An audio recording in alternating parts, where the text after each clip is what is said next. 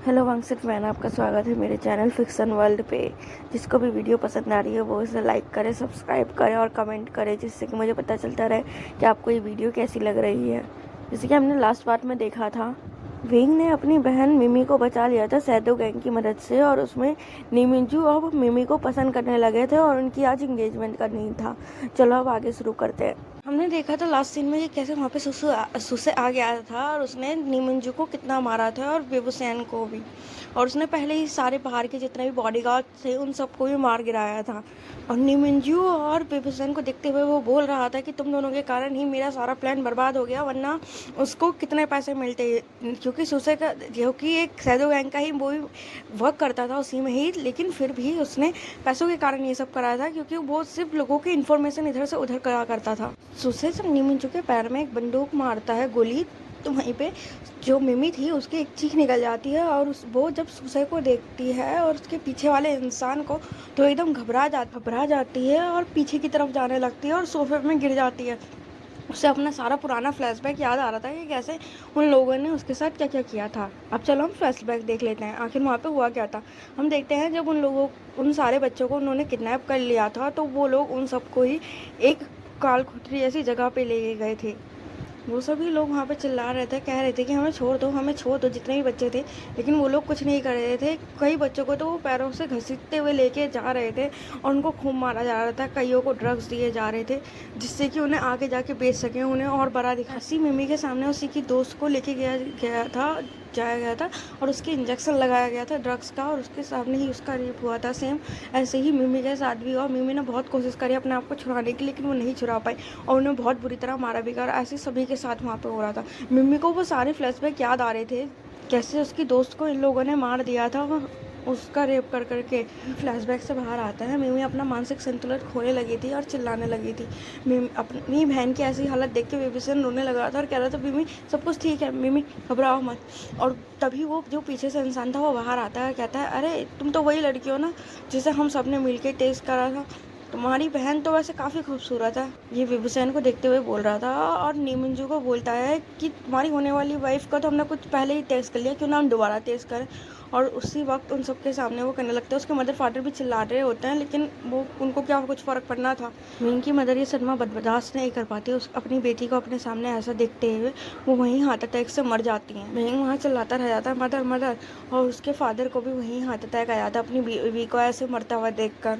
Wing चिल्लाते हुए कहता है, मैं तुम लोगों को छोड़ूंगा नहीं, वो भी बहुत बुरी तरह। विंग सीधा उठता है, वो भी परवाह नहीं करता कि उसको चोट लगी है या कुछ भी, वो सीधा उन लोगों को वहाँ से हटाने की कोशिश कर ले। लेकिन वो सब लोग विंग को बहुत बुरी तरह मारने लगते हैं, 5-6 जने जो मिमी के साथ ये सब कर रहे थे। नीमिंजू भी ये देखता है, चिल्लाने लगता है और वो बंदूक हटा के मारने लगता है लोगों को, लेकिन उसको उसी वक्त बंदूक की गोलियों से छलनी कर दिया जाता है। नीमिंजू बेबूसैन के भी एक गोली सीधा दिमाग में लगी होती है और वो भी वहीं पर मर गया होता है, और जो मिमी होती है उसको भी मार दिया होता है। फिर उसे उनके लोगों से कहता है कि ये लोग तो मर गए, चलो कुछ नहीं होता, अब हमने एंजॉय तो अच्छा करा, अब चलो जाके हम अपने बॉस को बताते हैं। इतना बोल के ही वो सब लोग वहाँ से निकल लिए होते हैं। हमें उसके 15 मिनट बाद का सीन दिखाया जाता है। वहाँ पे बहुत सारी एम्बुलेंस आई होती है और ये सब शैडो गैंग की तरफ से वेंचिंग की लाई होती है। वेंचिंग को पता चल जाता है कि यहाँ पे क्या हुआ है, क्योंकि उन्हीं के किसी एक गार्ड ने फ़ोन कर दिया था जब वो उनको मारा गया था तभी, और उसे बता देते हैं कि यहाँ पे वो लोग आ चुके हैं गैंग वाले मारने के लिए। वेंचिंग को जैसे ये पता चला था वो तभी उधर से निकल ली थी यहाँ पे आने के लिए, लेकिन वो इतनी जल्दी नहीं पहुँच पाई, वो लेट हो गई थी। लेकिन वो जैसे ही देखती है कि वहाँ पे सभी लोग मर चुके हैं, तो वो सबको जाने को कह देती है, उसमें स्ट्रेचर पे ले जाने को। जब सभी लोग जा ही रहे होते हैं, वेंचिंग नीमिंजू को देख के और बेबूसैन को देख के रोने लगी होती है, लेकिन वो जैसी देखती है वेंग का हाथ बाहर आ रखा है, वेंग का वेंचिंग जैसी हाथ पकड़ती है तो वो शॉक्ड हो जाती है और कहती है, इसे जल्द से जल्द हेडक्वार्टर लेके चलो। विंग ने वहाँ के जितने भी नीमिंजू वगैरह और विंग की पूरी फैमिली थी, वेंचिंग ने उन सबको सीमेंट्री दे दी थी और विंग का वो चोरी छुपे इलाज करी थी और किसी को नहीं बताया था। सभी को ये लग रहा था कि वो पूरी फैमिली मर चुकी है। विंग हमें 3 महीने बाद कोमे से बाहर आता है और वो उसको सब याद आता है, तो वो पूछता है, मिमी मिमी कहाँ है मेरी। वो जो भी सारे इक्विपमेंट उसके लगे हुए थे वो सब उसे हटाने लगता है। वेंचिंग ये देख के हैरान हो जाती है और विंग को कहती है, विंग शांत हो जाओ, ये सब क्या कर रहे हो तुम। विंग वेंचिंग से पूछता है, आखिर मेरी बहन कहाँ है। वेंचिंग वैंचिंग कहती है पहले तुम शांत हो जाओ, मैं तुम्हें सब बताती हूँ। विंग तब शांत होने लगता है धीरे धीरे, तो वैंचिंग उसे सब बताते हैं कि कैसे उसकी सारी फैमिली को मार दिया गया है और बस वैंचिंग उसे ही बचा पाई है। लेकिन विंग के दिमाग में जो बुलेट है वो उसे अभी भी निकाल नहीं सकती। अगर वो उसे निकालेगी तो विंग मर जाएगा, अगर वो नहीं निकालेगी तो भी विंग मर जाएगा, लेकिन तब भी उसके पास 3 साल का समय। वैंचिंग कहती है कि क्यों ना मैं तुम्हारी सर्जरी एक बार तुमसे पूछे करना। विंग मना कर देता है, कहता है मैं सर्जरी नहीं कराना चाहता, मैं 3 साल तक जिंदा हूँ, मैं उस टाइम तक रिवेंज लेना चाहता हूँ अपना। विंग वहाँ पे हॉस्पिटल में जो हेडक्वार्टर था वहाँ पे 3-4 दिन रुकता है और वो सोच ही रहा होता है वो क्या करे, और वो वहाँ से निकल जाता है। हम देखते रहते हैं वैंचिंग जब उस रूम में आती है चेक करने के लिए, वो देखते हैं कि बेड एकदम खाली पड़ा है, सारे इक्विपमेंट हट गए हैं। हमें 6-7 दिन बाद का सीन दिखाया जाता है उस टाइम को जब विंग हॉस्पिटल से निकला था। पूरे 1 हफ्ते बीत चुके हैं और हमें दिखाया जाता है कि विंग गया है सीधा एक घर के सामने और देखते हुए हंस रहा होता है कि कहता है तुम्हें अब यहाँ पे कौन बचाएगा। दूरबीन की मदद से उस घर के अंदर देखता है आखिर वहाँ पे क्या हो रहा है। वो जब देख रहा होता है तो वहाँ पे हम देखते हैं एक इंसान को जो कि नहाने जा रहा था। विंग हंसता है, स्प्रे करता है और सीधा उस घर के अंदर चले जाता है पाइप की कूद के। घर के आसपास भी काफ़ी सारा पहरा होता है तो विंग ध्यान से जाता है और जब वो वॉशरूम के अंदर घुस जाता है वो देखता है वहाँ इंसान वो नहा रहा है। विंग पीछे से जाता है और उसकी पानी में ही वहाँ पे हेयर ड्रायर ऑन करके डाल देता है। वो जो इंसान था उसको करंट लगने लगता है और वो कहता है, चिल्लाने लगता है, आग करने लगता है। विंग उसके सामने जाता है, कहता है तू फिक्र मत कर, तेरे बाकी दोस्त भी तेरे पास जल्दी ही आने वाले हैं। इतना बोलते ही वो जो इंसान को छोड़ के चला जाता है। ये इंसान जो अभी करंट से मर चुका है वो और कोई नहीं हमारा सुसे होता है। विंग ने पता कर लिया था कि सुसे कहाँ रहता है हेडक्वार्टर के एड्रेस से। विंग जब सुसे को मार के जा रहा होता है और उसकी तरफ देखते हुए बोलता है अभी तो बस मेरी जर्नी स्टार्ट हुई है, देख मैं कैसे तुम्हारी सारी टीम को मारता हूँ। विंग उसी वक्त किचन में जाता है, वहाँ के उसका सिलेंडर ऑन कर देता है। जितनी भी ऐसी सिलेंडर जैसी चीज़ें थी वो सारी खोल के वो उस घर से बाहर निकलने लगता है अपने फेस पर मास्क लगा के। वहाँ से विंग जब बाहर निकल जाता है तो वहाँ पे वो आग लगा देता है और जितने भी वहाँ के बॉडीगार्ड थे वो सब मर जाते हैं और सुसे भी कोई नामो निशान नहीं बचता उनका। वो सब करने के बाद सीधा वैंचिंग के पास आता है और कहता है कि मुझे हेडक्वार्टर ज्वाइन करना है। वैंचिंग विंग को अपने सामने देख के एकदम शॉक थी क्योंकि विंग एकदम खून में लथपथ था। विंग को हेडक्वार्टर ज्वाइन करे हुए पूरे 6 महीने हो जाते हैं। उसने वहाँ पे खूब सारी ट्रेनिंग करी थी और जितने भी नीमंजू के साथी थे उन सबको अपनी तरफ कर लिया था। विंग जब भी ज़्यादा मेहनत करता था उसके सर में दर्द होता था, लेकिन वैंचिंग जानती थी और वो उसको मेडिसिन देती रहती थी टाइम टू टाइम। लेकिन विंग खुद भी एक डॉक्टर था तो वो अपनी सेहत का ध्यान रखता था, जिससे कि क्योंकि उसके दिमाग में सिर्फ अभी बदला चल रहा था। वो नहीं चाहता था कि बदले के बीच में उसे कुछ हो जाए और वो अपने बदले से पीछे हट जाए। वो नहीं चाहता था मिमी जैसे और भी लड़कियों की और ज़िंदगी ख़राब हो जाए इन लोगों के कारण। अब 6 महीने बाद हम देखते हैं कि विंग काफ़ी ज़्यादा स्ट्रांग हो चुका है और विंग पॉइजन रेसिस्टेंस भी हो चुका है क्योंकि विंग ने काफ़ी सारे पॉइजन के डोज लिए हुए हैं, जिससे कि उसको आगे जाके कोई प्रॉब्लम ना हो जब वो किसी को पॉइजन से भी मारे। विंग ने काफ़ी सारे पॉइजन की रिसर्च कर रखी है और उसने छुपा रखे हैं वो सारे पॉइजन अपनी ही बॉडी में। और हम देखते हैं कि विंग पूछता है तुम्हें पता चला जो मैंने तुम्हें पता करने को कहा था, वो वहाँ के ही एक टीम से पूछता है। उसकी टीम उसे बताती है कि जो दूसरा इंसान है वो क्लब के अंडर है, हम उसे वहाँ पे जाके मार सकते हैं। विंग कहता है हम वहीं पे जाएंगे। हमें उस क्लब का सीन दिखाया जाता है, वहाँ पे सभी लोग बहुत ज़्यादा मस्ती कर रहे थे, डांस हो रहा था। विंग वहीं पे जाता है और एक बुलेट की आवाज़ सुनाई देती है। वहाँ से सभी लोग भागने लगते हैं और जो वो इंसान था वो भी वहाँ से भागने की कोशिश करता है, लेकिन तभी उसके पीठ पे जो सर पे एक डंडा लगता है, वो वहीं पे बेहोश हो जाता है। और हमें 5 मिनट के बाद का सीन दिखाया जाता है, वो इंसान चेयर पे बंधा हुआ था और अपने सामने वाले इंसान को देख रहा था और कह रहा था तुम अभी भी जिंदा हो। सामने वाला इंसान स्मिक करते हुए कहता है कि तुम्हें मारे बिना मैं कैसे मर सकता हूँ। उसके बाकी सभी जो भी साथी थे उसके उनको भी उसने पकड़ लिया था विंग ने, और उन सबको भी उसने मार दिया था गोली से धर उनके सर में। विंग कहता है वो तुम ही थे ना जिसने मेरी बहन के वो ड्रग्स दिए थे, क्यों ना तुम भी इसे टेस्ट करो। और विंग उसको भी वो ड्रग्स दे देता है। वो इंसान वहीं पे चिल्लाने लगता है क्योंकि उसे क्रीविंग हो रही थी किसी की बॉडी टच की, लेकिन वो कुछ कर नहीं पा रहा था क्योंकि उसके हाथ पैर बंधे हुए थे। आधे घंटे बाद वो खुद ही इंसान मर जाता है बुरी तरह। विंग का ये मतलब ही पूरा हुआ था। विंग अब उनसे पूछता है कि इसका बॉस कहाँ है। विंग ने वैसे उस इंसान से भी पूछ लिया था कि वो इंसान और कोई नहीं वेंचाओ था जिसको उसने इस बार मारा था। पता चलता है इसका बॉस और कोई नहीं वेंसू है, जो कि एक आइलैंड पे रहता है क्योंकि वेंचाओ ने उसे सब बता दिया था उस ड्रग्स के असर में। वहाँ से अपनी टीम को पूरी रेडी करता है और कहता है कि सभी लोग तैयार रहो, अब हम लोग आइलैंड पे जाने वाले हैं इसके बॉस को मारने के लिए।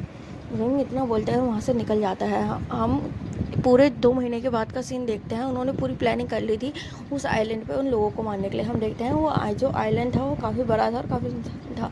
विंग कहता है कि हमें वहाँ पे चोरी छुपे जाना होगा। वो लोग सबमरीन की हेल्प लेते हैं और पानी के थ्रू जाने की कोशिश करते हैं। सू को भी पता चल चुका था कि कोई उनको मारने की कोशिश कर रहा है और वो अब जो नेक्स्ट टारगेट होगा वही होने वाला है, तो वो सब जगह अब भरा चुका था। वेंसू देखता है कि कोई सबमरीन के थ्रू वहाँ पे आने की कोशिश करता है। वेंसू कहता है कि इन लोगों को पकड़ लो, इन लोगों ने ही जो है वेंचाओ को मारा है और सुसे को भी। वो लोग उस सबमरीन को पकड़ लेते हैं और उसमें जो भी इंसान थे उन सब के ऊपर सर पे मार मार के उन सबको अपने बॉस के सामने रख खड़ा कर देते हैं, मतलब चेयर पे बांध देते हैं। विंग के जो सर पे मारा गया था इसलिए उसका सर बहुत ज़्यादा भारी हो रहा था, क्योंकि उसके सर में बंदूक भी थी, तो वो कुछ सोच समझ नहीं पा रहा था। इस टाइम पे उसको सब कुछ धुंधला धुंधला दिखाई दे रहा था। वेंसू उसे बहुत ज़्यादा मारता है और उनके सारे टीम मेंबरों को भी, और उसके बाल पकड़ते विंग के बाल पकड़ते हुए कहता है कि तुझे बहुत शौक है ना दूसरों को मारने का, एक डॉक्टर है तो डॉक्टर की तरह रहे, क्यों हमारे बीच में पंगे ले रहा था, तो सिर्फ एक बहन थी, हमने तो लाखों के हज़ारों के साथ ऐसा करा हुआ है। विंग को वेंसू की बातें सुन के गुस्सा आ रहा था। वो उसे मारने की कोशिश कर रहा था लेकिन वो उसे मार नहीं पा रहा था। वेंसू तभी विंग को बहुत बुरी तरह और मारने लगता है और उसका मुंह सीधा पानी में डाल देता है। जब विंग का मुंह पानी में जाता है तो उसका सर थोड़ा हल्का हो जाता है और बंदूक का भी जो वो था वो भी एकदम शांत हो जाता है शायद से। तभी वो एकदम होश में आ जाता है और वो देखता है उसको सब कुछ साफ दिखाई देने लगा होता है। वो वेंसू को बहुत बुरी तरह मारने लगता है।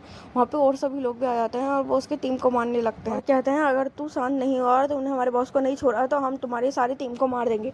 विंग कहता है कि मुझे कोई फर्क नहीं पड़ता लेकिन मैं तुझे मार के रहूंगा, और वो वेंसू को और बुरी तरह मारने लगता है।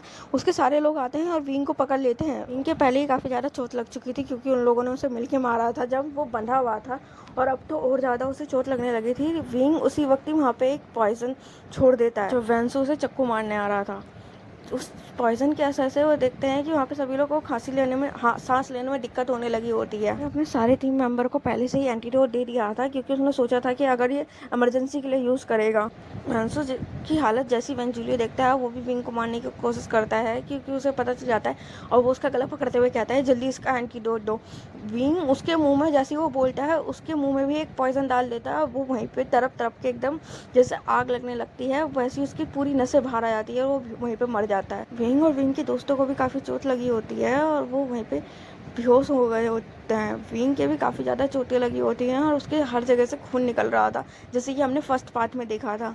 लेकिन वो कहता है कि तुम लोगों को तो मरना ही होगा, और वो सीधा वो चक्कू लेता है और उसका गला काट देता है। को वहाँ पे जितने भी लोग थे उन सबको बंदूक से मार के छलनी कर देता है और एक कोने में गिर जाता है।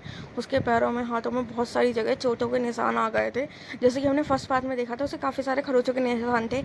अब हम प्रेजेंट में आ जाता है। विंग का पॉइंट ऑफ व्यू था जो भी उसके साथ इतने सालों में हुआ है। विंग को उधर के लिए जाते हुए देखते हैं जब उसे पता चल चुका था कि वो सब लोग एक शिप में बैठ के, मतलब एक क्रूज था जो पार्टी का है, उसमें सारे माफिया और जो भी जितने भी लोग हैं गैंग के वो सब उसमें जा रहे हैं। विंग ने प्लान बना लिया था कि वो इन लोगों को मारेगा, तो वो इसलिए निकल चुका था। इन सबको पूरे 1.5 साल हो चुके हैं क्योंकि जब उसने वेंसो को मारा था वो दोबारा कोमे में जा चुका था क्योंकि उसकी जो बंदूक थी, जो गोली थी उसके दिमाग में लगी हुई, उसने फिर से कुछ ना कुछ रिएक्शन कर दिए थे और उसके दिमाग में जो पहले से ही चोट लगी थी और काफ़ी सारे खरोचों के निशान, उसमें भी वो बेहोश रहा था और पूरे इसमें भी 4-5 महीने तक बेहोश ही रहा था। विंग ने अपने पूरे साथियों को प्लान बना दिया था और उन लोगों ने सोचा था कि वो पानी में से अंदर जाएंगे उस शिप के लिए। अब वो सब लोग भेष बदल बदल के गए थे, कोई वेटर का बन के, कोई जो सफाई करने वाले होते हैं क्लीनर बन के, और कुछ लोग पार्टी के जो गेस्ट होते हैं उस रूप में जाते हैं। वेंचिंग ने कहा था वो भी उसके साथ जाना चाहती है। विंग ने उसे कुछ नहीं बोला था क्योंकि वो भी जानता था कि वेंचिंग का भाई मर चुका है इसी बीच में। वेंचिंग की तरफ का फ्लैशबैक दिखाया जाता है। असल में जब निम मिंचू की जो एंगेजमेंट थी उसी दिन वो वेनिंग को भी एक बॉडीगार्ड की तरह वहाँ पे छोड़ के गई हुई थी और उसने कहा था कि तुम भी पार्टी एंजॉय करना, और वेनिंग ही था जिसने वेंचिंग को फोन करके बुलाया था, लेकिन वो भी उसमें मर चुका था। विंग वेनिंग ज़्यादा अच्छे से तो नहीं जानता था लेकिन वो वेंचिंग को जानता था और वो जानता था कि वेंचिंग अपने भाई के कारण कितना डिप्रेशन में जा चुकी है। वेंचिंग और विंग वहाँ पे एक पार्टनर बन के जाते हैं गेस्ट के रूप में। जब क्रू में चले जाते हैं तो वो सभी लोग एक दूसरे से एक जो एयरबड्स होते हैं उसके थ्रू बात कर रहे होते हैं कि सभी लोग कहाँ हैं और कैसे कैसे उनकी प्लानिंग वर्क कर रही है।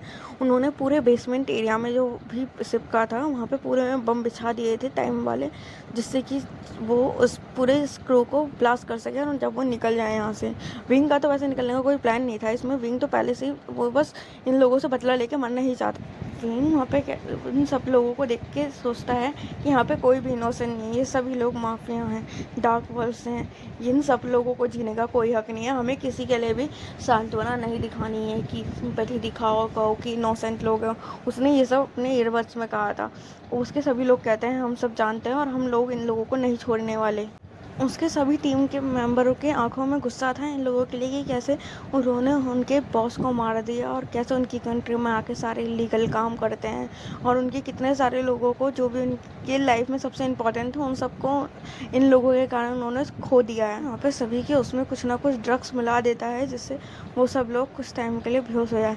जब थोड़ी देर बाद सभी को होश आता है तो वो लोग देखते हैं कि वहाँ पे सभी लोग बेहोश पड़े हुए हैं और जो कुछ लोग होश जाते हैं और उनके हाथ पैर बंधे हुए हैं, वो चिल्लाते हैं, कहते हैं तुम ये क्या कर रहे हो। विंग कहता है कि मैं तुम लोगों ने जैसे हमें मारा था अब हम तुम्हें मारने की कोशिश कर रहे हैं। तुम्हें बहुत शौक है ना दूसरों की कंट्री में आके दूसरों को मारने का और इलीगल काम करने का, क्यों ना अब ये सारे काम तुम गॉड को जाके दिखाओ।